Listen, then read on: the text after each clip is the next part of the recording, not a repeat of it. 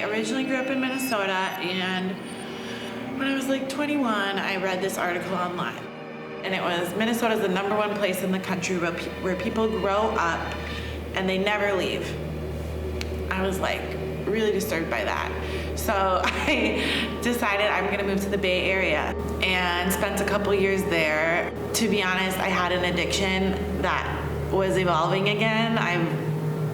I do identify as an addict, and I was struggling with cocaine at the time.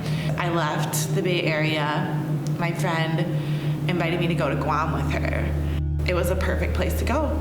Coke is $1 bajillion in Guam because they have to ship it. So I wasn't doing that, and it kind of helped me kick that.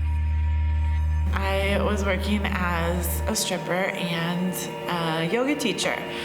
It was like the most beautiful yoga location ever. This pavilion right by the beach, by the ocean. It was amazing. But island fever, in a way, I wanted to get off of the island.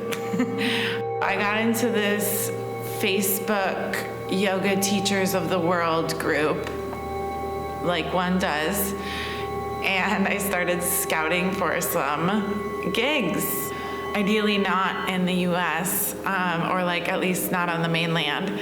I ended up finding this job in Saudi Arabia, and I was gonna work full-time as a yoga teacher at their spa. The boss of the spa really enjoyed Ariel Yoga. So they told me they would refund me if I got certified in Ariel Yoga. At that time, women couldn't drive, so they would have to have like a man walk them or drive them any place they ever wanted to go. And seemed like I would be sacrificing a lot of freedoms that I think I was a bit ignorant to be honest. I came back to Minnesota, decided Saudi Arabia was not a good idea for me. I hop on Craigslist, and lo and behold, there's an Ariel Sling studio opening just up the street from my house, brand new. And I walk in, and they hired me. I was the first person they hired. I overworked myself, kind of let myself get overbooked with them, and had 2 days off in 4 weeks, leading up to a terrible accident where my hands went to grip and they didn't grip. They were fatigued. And unfortunately, that studio was not safely built. It was definitely beautiful, but it was not built with safety in mind. They didn't have the proper mats, and I went backwards. My hips were probably about 6 feet off the ground, and I whipped back, and my head hit the concrete. I had already been kind of talking with this building, so it was very serendipitous the way it worked out. It is pretty amazing when life lines up for you and you're like right on the path. This was one of those moments. I had already declared Fly Freak as an LLC because I wanted to have a name for my training because I had felt taken advantage of at the previous location, and spent 6 months building it out. Amazing artists all showed up at the right time. We opened 5 years ago this year, and I was able to retire from dancing almost 4 years ago now. Looking back, I had so many random jobs and like random life experiences. It was kind of like, how is this all gonna come together? And I really struggled, I think, to have a life vision and a vision for the future. It's really weird to say because Fly Freak is so lovely.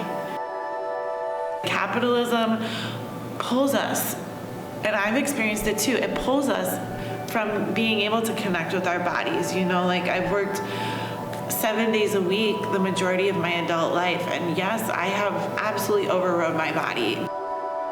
what's cool about Ariel is you can be with others, but ultimately you are in control when you're the solo flyer. And so it's an opportunity for you to get in touch with your body in a way where you're developing self-trust in real time. You're developing problem-solving skills with like how to wrap the knots and like how to wrap the fabric in real time.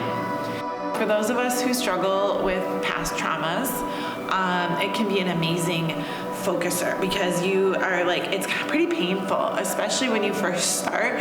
You can't focus on anything else. You know, if your mind is very busy walking in the door, it will not be. Once you get upside down, trauma lives in the body, and Ariel really keeps you in your body. It doesn't let you dissociate. You can't. You'll fall. This is absolutely something that I like once not only wish for, it's like really beyond what I could have even imagined. So I have a lot of gratitude, more than I have a lot of stress. Not to say that I don't have a lot of stress. So yeah, that's the story of Fly Freak.